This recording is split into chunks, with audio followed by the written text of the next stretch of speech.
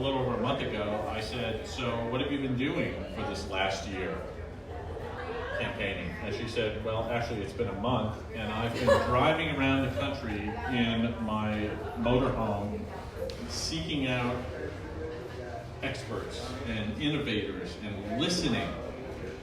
Isn't that a novel idea? Listening to people who are actually implementing solutions to problems as opposed to just talking about them or arguing about them. And finally, and most inspiring for me, is because she believes that our country, our society, our communities, each one of us has within us the creativity and the energy and the determination to solve problems and do important things for our nation. And that's what I'm looking for in a candidate. So, JJ, welcome. Well, that was an awesome introduction. I'm honored, truly. And so I'd like to speak to a couple of those points and talk about how did I get to this point? Why am I here? What am I looking for? Who am I? I mean, this is kind of a nutty thing to do, isn't it? We assume that the thing that you need to have is money and name recognition. And in many ways, that's completely correct. That is, in fact, how we typically choose candidates. But as the gentleman I was just speaking to said, doing the same thing over and over again is kind of the definition of insanity, isn't it? And there's a lot of people who are unhappy. There's a lot of people asking questions. There's a lot of confusion, both out and about. Am I getting feedback? Oh, no, it's just behind me. we have some loud behind us. And so the question starts to become, well, what do we do about it? How do we change it? And if the only metric we're going to use is name recognition and money, well, then we're not going to change it because we're doing the same thing over and over and over again. So there's a lot of us on the inside who started asking these questions, started trying to listen to politicians, trying to listen to government, trying to listen to other nations, in fact, and see what's working and what's not working. In 2016, I was tasked with what I called the most interesting job in the country. They said, we want you to come in as a psychologist and observe patterns of behavior and then recommend how we could redesign the executive branch. I said, are you kidding me? Like, doesn't that happen every 48 years anyway? What in the world am I going to say that someone hasn't already said before? But I thought, well, what the heck? This is an interesting challenge. We'll go in and see what we can find. And what I found was really remarkable. Number one, I found 179 innovation groups. Does anyone even know that we have innovation groups inside government? Most people tell me they didn't even know we had one, let alone that we had hundreds of them. And that is actually a reduction from what we had under the previous administration. Number two, they have fabulous people running them. They're fascinating. They're energized. They're interested. They're educated. They are knowledgeable. They're ingenious in the way that they solve problems. But number three, they're not connected. They're solving the same problems. They're overlapping their work. And so that was where I found that we had a struggle. In other words, we have these great ideas, we have great people, but the information isn't getting to Americans. The results are not coming to Americans. And most importantly, it's not that hard to make the change. If the conclusion I made was this is an impossible feat, I would have said, well, there's so much bureaucracy, there are so many rules, we can't get there. But instead what I found was that with a few tweaks, we could actually change the way that we bring information to people, the way that we deliver quality results and solutions to people. So that led me to the next question. Well, if I found all this great stuff inside of government, I wonder what I can find on the outside. So one of the tasks that we decided was that needed to be changed was the U.S. education system. But you all may be aware that the Secretary of Education right now, my official answer is focused a bit more on the business practices of education rather than necessarily the quality of education. But you see, the Pentagon always cares about the quality of education because ultimately, as I said to my boss, I can design as many programs as you want for education and training for military. If our young people aren't ready for life, they sure as heck aren't ready for advanced military training. That got noticed. I said, so we have to get involved at all levels of education, lifelong, because you've got individuals coming into military and you've got individuals transitioning out, which means you care about early childhood education as much as you care about not just higher ed, but what people are going to do in the job prospects at adulthood. That allowed us to test two things. Number one, could we come up with a new plan, really looking at education from a different perspective, looking overseas, considering places like Finland and the other Nordic countries which have some really great findings.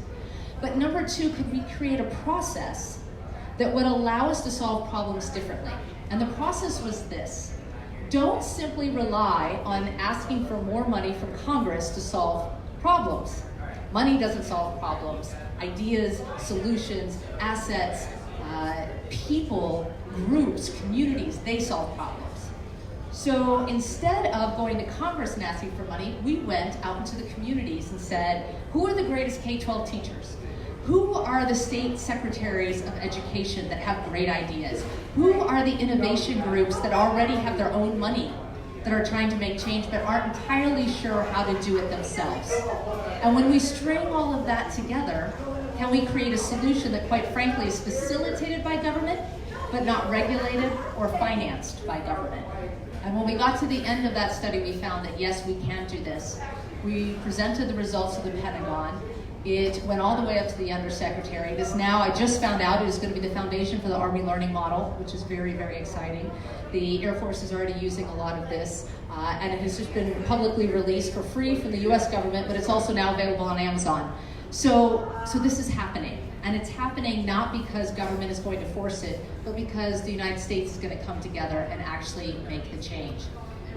That leads to the last step, which is, well, if we can do it for education, can we do it for the environment? Can we do it for healthcare? Can we do it for all the other major issues we're facing? And can we do it outside of that government ring? So I'm doing a 50-state tour. I'm 29 states in, and as Theis mentioned, I'm going around and finding people. And it's amazing. So I went to, each month I focus on a different area. The first month was environment. And I didn't know who would participate. I didn't know what I would find. And I started at the Jacksonville Zoo, and the director says to me, it's not about making sure that the animals are alive, or that they just get their medical care, or that they get sufficient food. It's about making sure that they are thriving in their environment. And so then he launched in this whole big description and showed me this amazing tunnel system that they've developed to create social emotional wellness for the animals. They said, we can actually train the animals to take their medicine on their own. They will come to the edge to receive their medicine because they understand and trust differently than they used to. They actually have been able to improve the way that they procreate by connecting them virtually sometimes to animals in different locations. I thought, my goodness, here we are in a space where we're claiming at the border we can only take care of basic needs, and that's humane. And with animals, we're making sure that they are thriving and we're taking care of all of their needs. Something tells me we can do a better job, and it doesn't require resource, it just takes innovation. I was in Bowling Green, Kentucky, and I actually wrote down in my notes, I don't know if there's anything to do in this city. Maybe I shouldn't say that. But what I found was there was a ton to do. And when we reached out to the vet community, because the second month we focused on military, they came out in droves. All of the leaders of various different programs came out. It was interesting what each of the programs did. It was more interesting to know how they work together. They worry about their vets in a holistic community way, and the only cost to the taxpayer is one person. Everything else is either privately funded or volunteered. That community model, which they actually call a community blueprint for vets, is amazing. And in fact, last week, they were just granted a whole bunch of money from an anonymous donor to help fund more of that work. When we find these kinds of models and ideas, we figure out we can replicate. We just need to share it. So the job of the federal government isn't to regulate everything, and it isn't to pay for everything, and it isn't to suggest that money solves all problems. The job of the federal government is to facilitate solutions and to connect to all of the communities.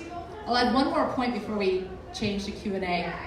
I got some questions when I was walking around about how do we think about rural America and how do we help these areas, because we focus so much, especially in voting and money, on the larger cities.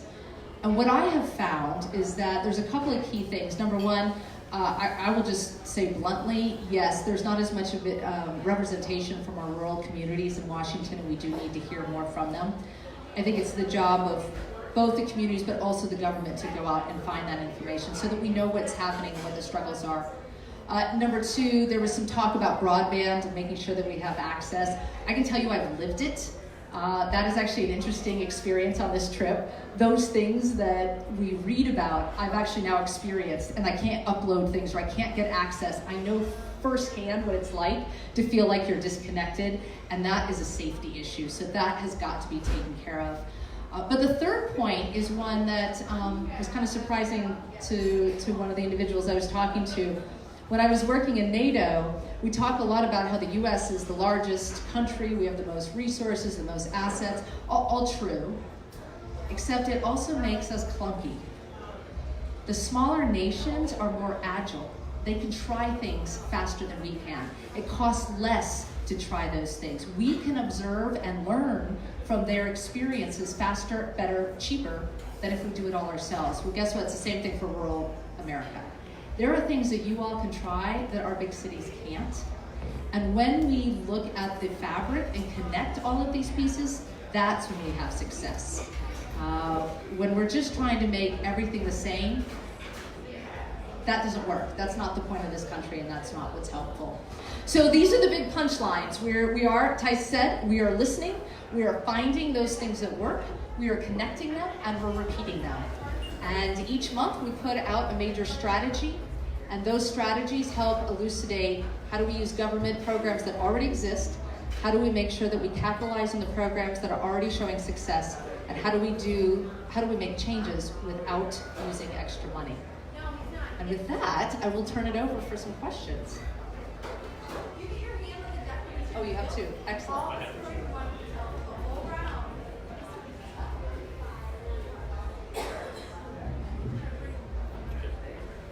Anybody want to ask a question?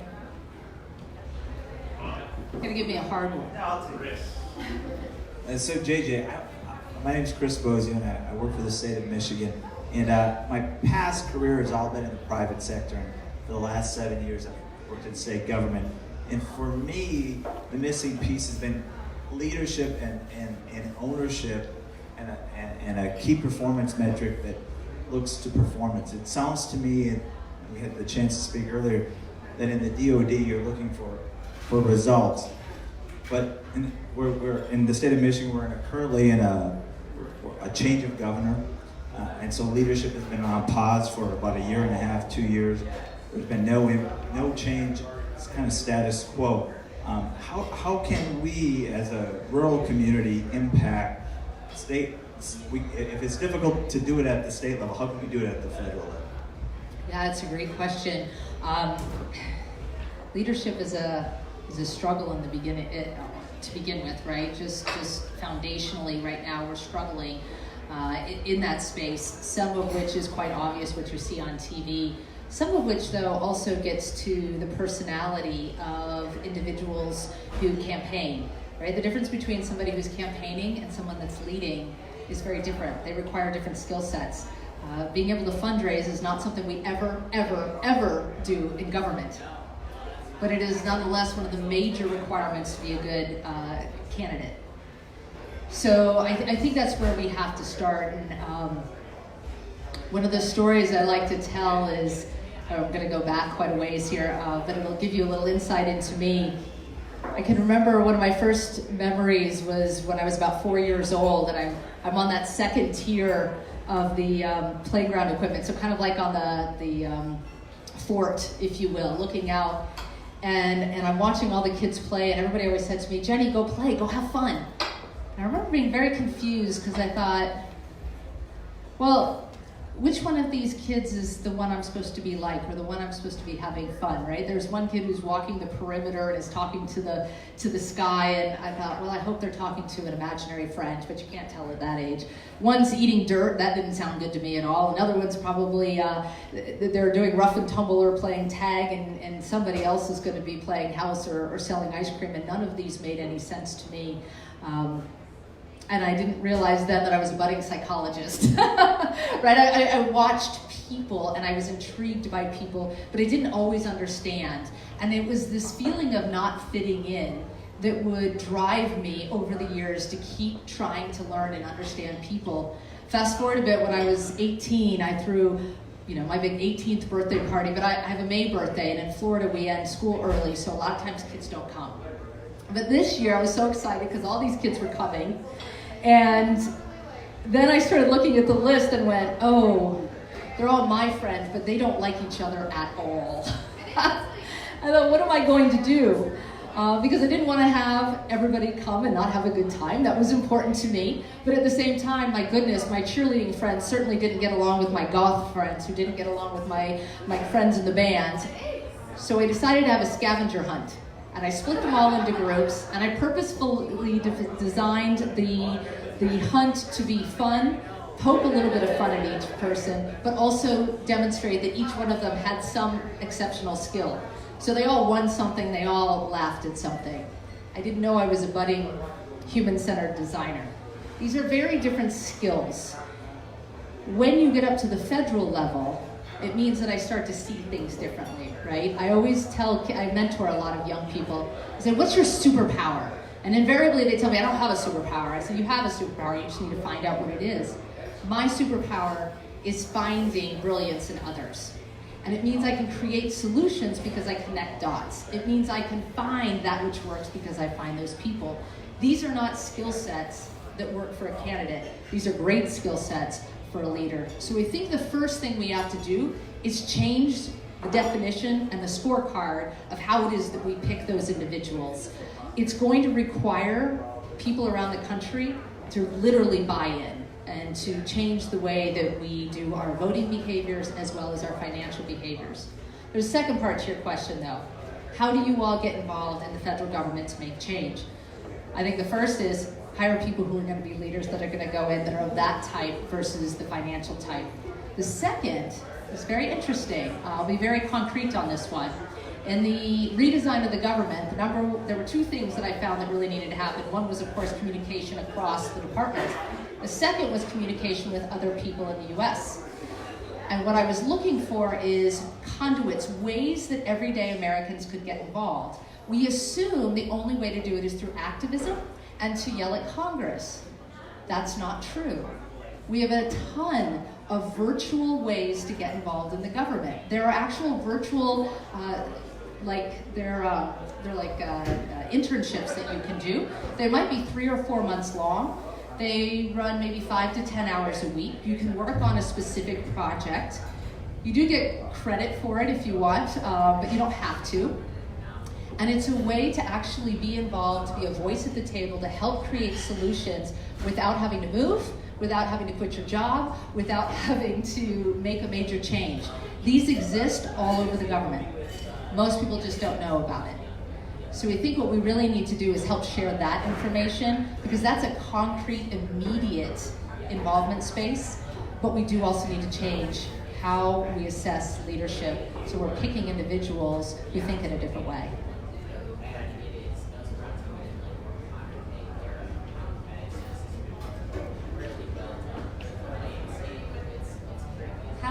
What are your ideas for getting all of the information out? Yeah, that's a great question. So I'll tell you what the solution is today. The solution, it's actually a great question because it's one that does not get asked in government.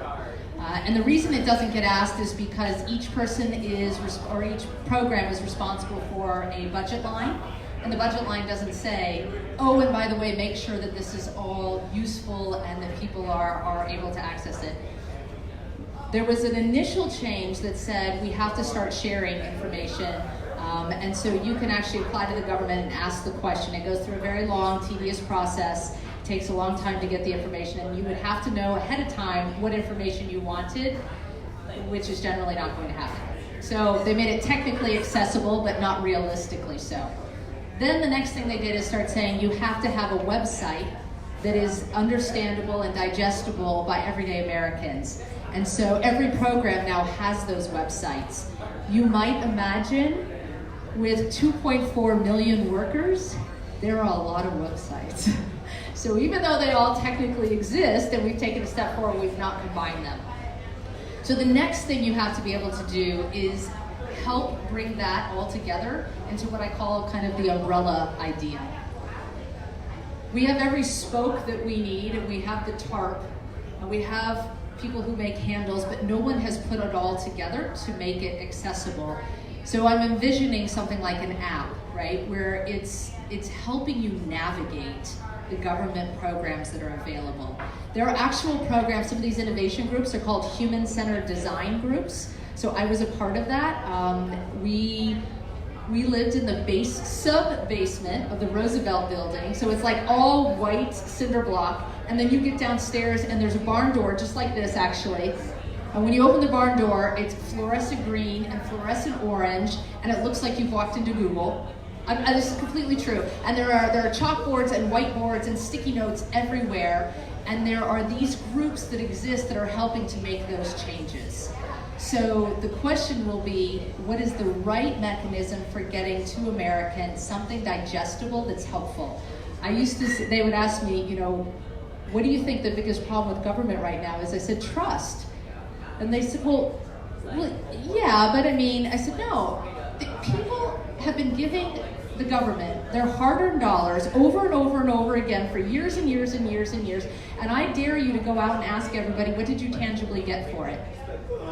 Most people couldn't name anything. That, what you asked, is what we need to be able to do. We need to make sure that we're communicating to people. This is what we did with that money. This is what is helpful to you. This is how you access this program. This is how you get involved. All of those assets exist. There are programs who can help define the design. There are programs that can help execute. It just needs to be done.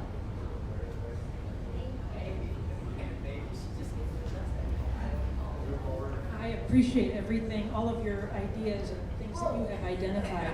And I think there's so many possibilities out there to be able to improve, whether it's the delivery of medical care or the improvement of the correctional system. But underlying all of, I believe, the reason that none of those things have changed, because we know the answers are out there. We know the studies have been done. We know the groups exist that can make that change. There are people that are making so much money off the system the way that it exists that there is the impetus is not there for the change. So the question, the reason 94% of Americans want change in gun laws, but it doesn't happen because there is a segment of people that are empowered because of the money that they're making. So my question to you is, how do we change that? Yes, we need someone who can connect all the dots, but how do we get that to change? Absolutely perfect question. So I'm gonna answer it with a story. In DoD, there was a decision that we were going to stop doing user licenses for a certain program. Because what happened was the Air Force in one area would negotiate a certain price, and then a different part of the Air Force would negotiate a different price, and then the Army would negotiate yet another price, and then you'd have a contractor come in for 3 days, and oh, by the way, they didn't qualify, so now we had yet another price. And eventually became decided that this was an absolutely ridiculous way to do it, but it certainly behooved the company to maintain that disjoint methodology because they were able to make more off a variety of groups who didn't know how to negotiate. They were able to do it by user, which was way more profitable than to do it by an enterprise license. So I end up at this meeting, and frequently these businesses, and this is actually a very large, very, very large business because they obviously was going to do enterprise for DoD wide. They have their booth, and I'm standing with one of the SCSs. Now an SCS is a civilian equivalent to a starred military person. And so there's a kind of general equivalency, if you will, not in a military service, but in civilian service. So this is somebody who's making big decisions, and he'd been in government for a long time. And he walks up and he says, we're going to change the way that we're doing things substantially. How are you going to change the way you charge money and what your models are? And the person standing there looked like she was going to vomit right in front of all of us. I thought, well, this is not going well at all. Her eyes were wide. She had no idea what to say. She was terrified. And she says, I think this is above my pay grade. I'm going to have to run this up the chain. And then it occurred to me, her panic was about the money, not the way the money was provided, only that they continued to get money. And so I stepped up behind him and I said, you know, when this changes, we have this other project that we're working on that's going to open a whole new revenue stream for you guys. And you could see her visibly relax. Keep talking, she said. We're going to talk about how we may close this door, but we're going to open this window. The way you make change, recognizing the financial movement, is to say, yes, we have to close this because it is not making sense, but we're going to make sure there's a revenue stream and we're going to work with you. We're just going to redirect it to a place that does make sense. I saw this repeated over and over and over again when people were thinking. When we only talk about closing a door, we run into problems, and honestly, it does not move. You know, we talk about free education. We can do free education now. That's not hard. It exists. The infrastructure is already in military. All it is a sharing with the civilian population. The reason it doesn't happen is because you would put a lot of people out of business and they keep paying money. So the right answer is, how do we shift the system so that we're using the money in the right way, so we're not reducing the revenue streams, but we're changing them. Does that make sense? Yeah. So it's a little bit of a different, I call it the open window policy. Hi,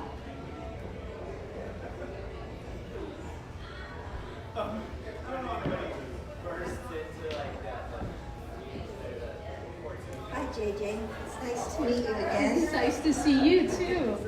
I'm a psychologist, and currently I'm working as a medical consultant for Social Security.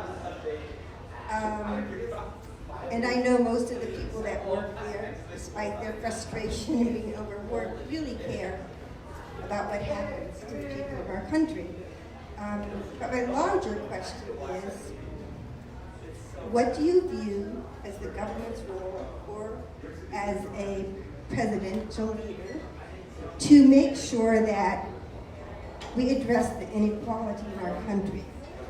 Just from a human level, in working as a psychologist, plus my own life experience, when people don't know how they will eat, where they will sleep, can they have health care, can they have child care, if they don't have the basics, for so many people, the rest of the world doesn't exist or matter when you're just trying to struggle. And my feeling is that there's probably some way, and not necessarily just the government, involvement, to make sure that every citizen has what they need to live a basic human life without either being homeless, going into debt for all the basic things of life to get ahead.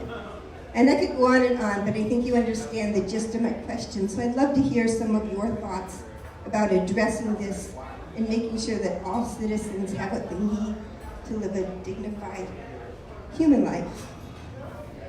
So I want to affirm the first thing you said. There is an assumption in government that, and you see it play out in movies, right? That there's these sloths who move very slow and they don't care. And I did not find that at all.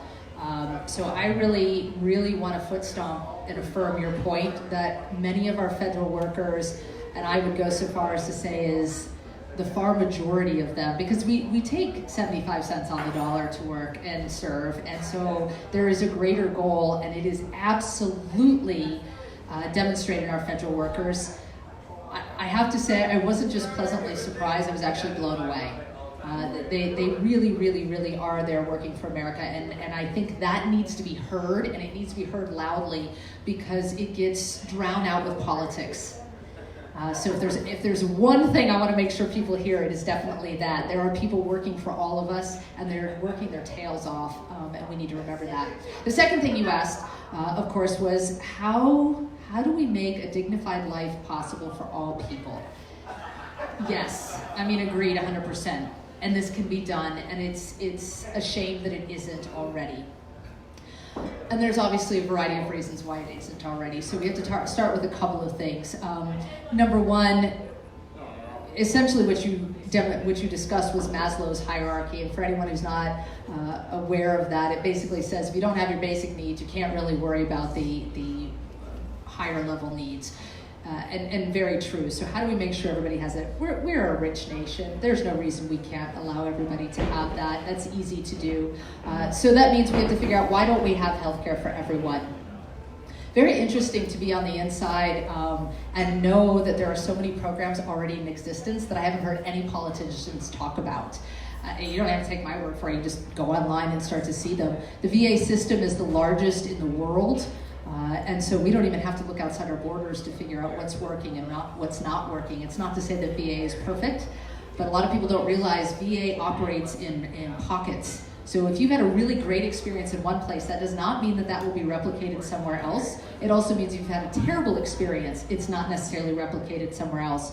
What it does mean, though, is that we can look within that system and find what works and what doesn't, and we can also do it at a price point that makes sense. And so the next thing that I watched was seeing how there are programs in one space that could be used somewhere else. So the pipeline of information in DoD that we use for education, before I left, I made sure I met with the people who were running it, and I said, I want to know, can this be used for healthcare? Does it matter if it's education data or healthcare data? They said, no, it doesn't make any difference. I said, because we could cut the cost of healthcare substantially by coordinating and connecting through this pipeline that already exists, that has the highest level of security and safety requirements because it's DoD. Why don't we just repurpose it? There's a lot of repurposing that can happen, both within government programs as well as community programs. And then I would say the third thing that we have to do is facilitate. The federal government's job is not at the executive level, is not about regulation, at least not entirely. Most of it's facilitating. So, I go back to that community organization in Bowling Green.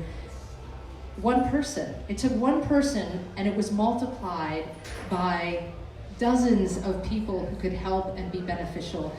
We have overworked our workers, but because we've used models that assume that everything has to be done the same way it's always been done. The way you don't overwhelm is to use everybody's talents at their best. And so there are lots of people who want to help and are willing to volunteer. We need to make sure they're empowered to do so. And if that costs us a little bit of money and they're putting in all the work, we have a winning system. But I will add one last piece that I think is really, really important about the differences between the haves and the have-nots. I remember growing up, I grew up poor, and I didn't know I was poor until I went to college. And I called home and I said, Mom, did you know we're poor? She goes, well, yeah, Jenny.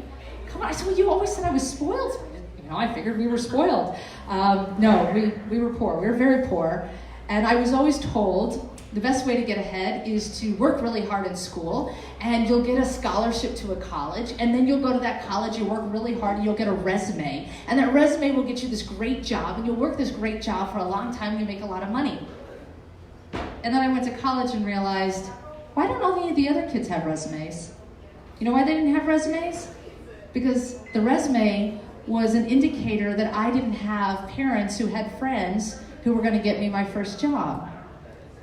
My friends didn't spend their time in class, they spent their time partying, making friends with the people who would later be their colleagues. There were rules, there were game rules I didn't know. It is not enough for us to create access for people. We have to ensure that people understand how the various games are played. All of my friends, it struck me, and when I would start asking about their parents' incomes, I realized they didn't make all their money from their incomes. They made it from investments. But I didn't grow up with a family with investments. And they started out with money to begin with, and then invested the money they already had. They started out on mile 20 of a 26-mile race, and I was at the beginning going, do I have the right shoes on? Is this working? So I think we have to empower people at many, many levels. It's a lot of work, but to the earlier point, we have all the assets, we have all the resources, we have all the capabilities we need. We simply need somebody who has the vision and understanding of both government and people that can connect those dots. I hear politicians get asked all the time, what would you do in your first 100 days? And they always give this long list. I'm going to do this executive order, and then I'm going to plan this, and then I'm going to approve that, and I'm going to convince Congress to change the world. I would just say yes. And what I mean by saying yes is saying to all those people that I interviewed and met, yes, go do the great things you know how to do and that you have prepared and worked hard to make happen. Do you know in government we actually hold conferences on how to get people to say yes because we hear no so much? It's amazing. That was one of the most amazing things to me. I thought, you're telling a bunch of people who are personally motivated and have the capability to do great work no repeatedly? Wow. It doesn't just end there. It means that they are unmotivated going forward to offer up good solutions. So to me, it's not about what one person would do in 100 days. It's what 2.4 million people could execute in, frankly, 24 hours. I had a reporter once ask me, do you really think you could do this job? I said, yeah, I can do this job. I said, I could walk into the White House today and I wouldn't skip a beat. I said, in 24 hours, I would have a team pulled together and deployed and ready to go. And I said, and you could tell, yeah, I was kind of there. I said, I'm telling you, it's not because I'm amazing. It's because I went and did my homework and I found the amazing people and groups in government that are ready to go.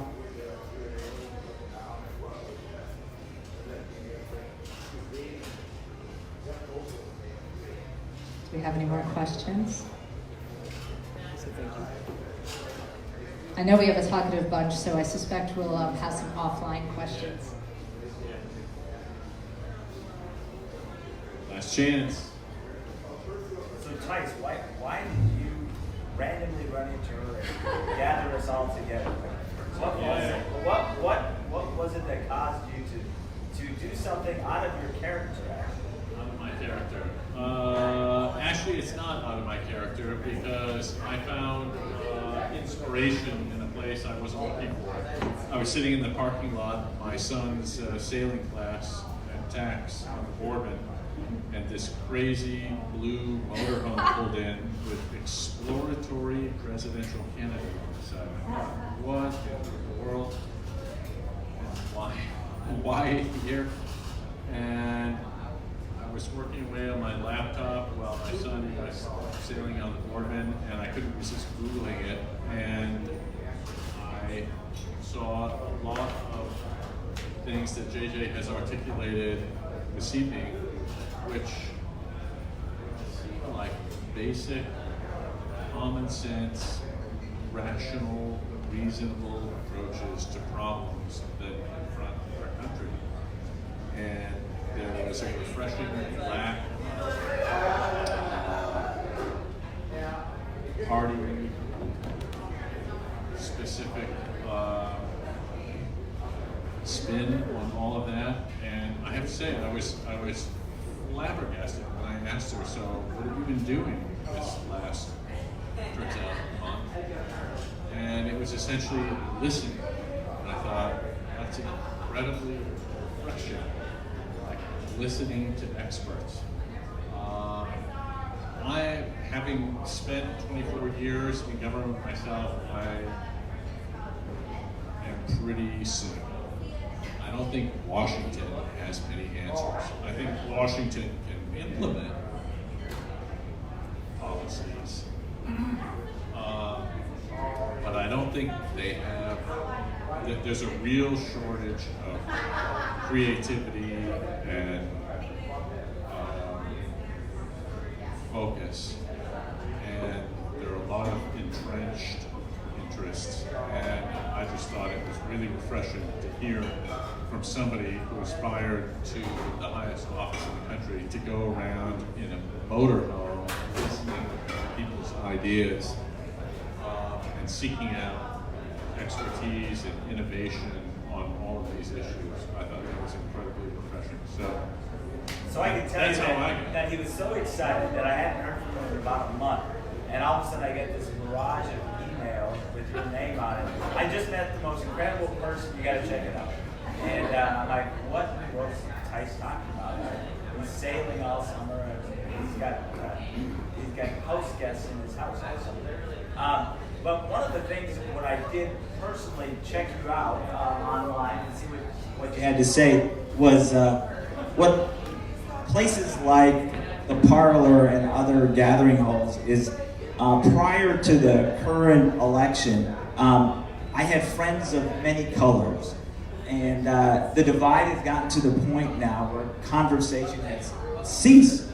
And friends who I've known for many, many years, and without even saying why I voted for who I voted for, it's offensive to 50% of my friends. And I was attracted, and now I've come to really appreciate a lot more today, but what I saw originally when I looked into Tice's excitement was that we're looking to recreate conversation and dialogue. And so maybe I don't know if this is the last question, but as a question, can you talk about how you would help contribute and let us all talk to each other again and not be embarrassed why I did or did not vote for the candidate that I did last time? That is a great question, and right now it is sadly incredibly timely. Very, very interesting experience to be a U.S. delegate under these moments. I was a delegate to NATO, and I frequently went to state dinners overseas. And there was one that really stuck out for me. It was actually in a room very similar to this. The lighting was a little bit light, and there was a lot of wine. It's Europe, you know. And it came time to do a toast. And as the U.S. delegate, it meant I had to stand up first. And I said, on behalf of the United States, we'd like to thank the host nation. And I paused because I realized in that moment, there were no cameras, there was nobody watching me, nobody was ever gonna know what I was saying, but I knew and I felt what it was like to have that on my shoulders, that I was representing people who agreed and people who disagreed with me.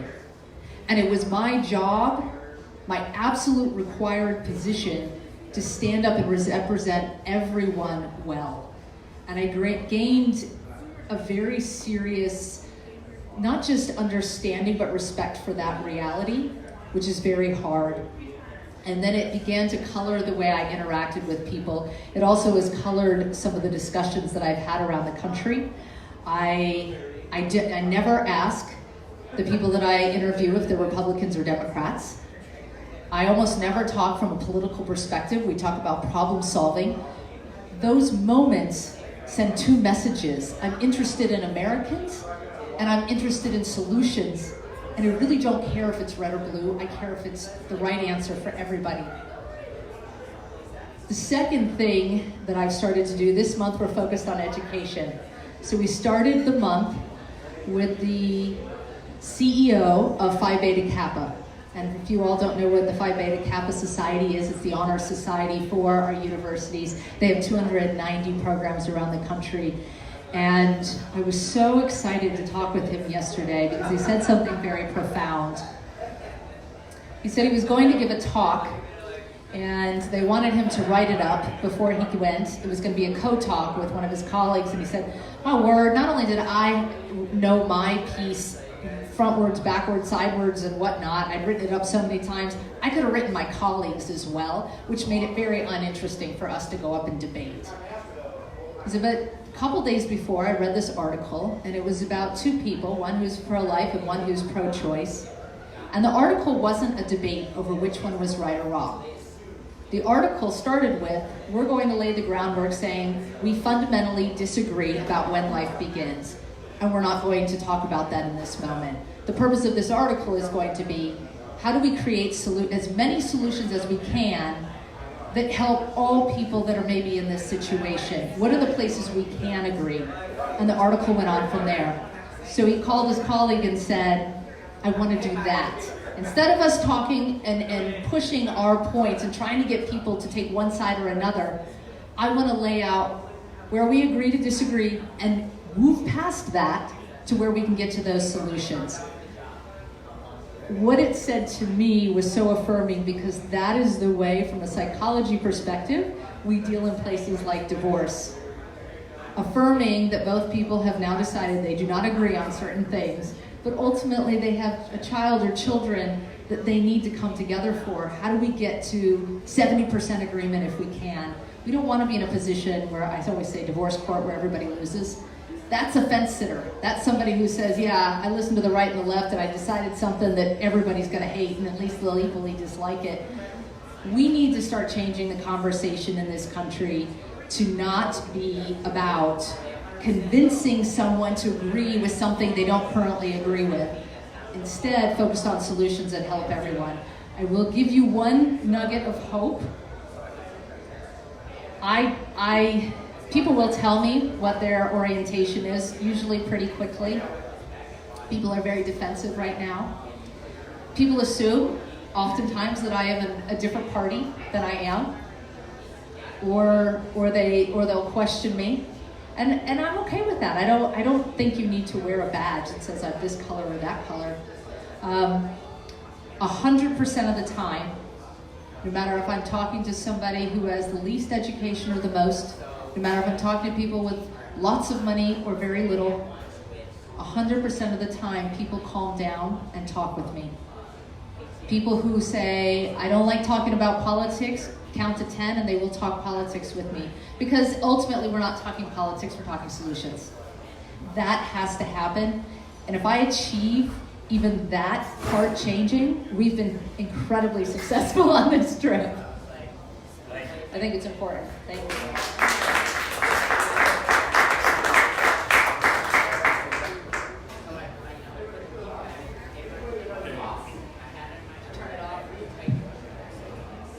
Thanks again, everyone, for coming. Stick around if you like. We're going to be here for a little while. And look at JJ's website. There's a lot of interesting information on there. There are a lot of papers.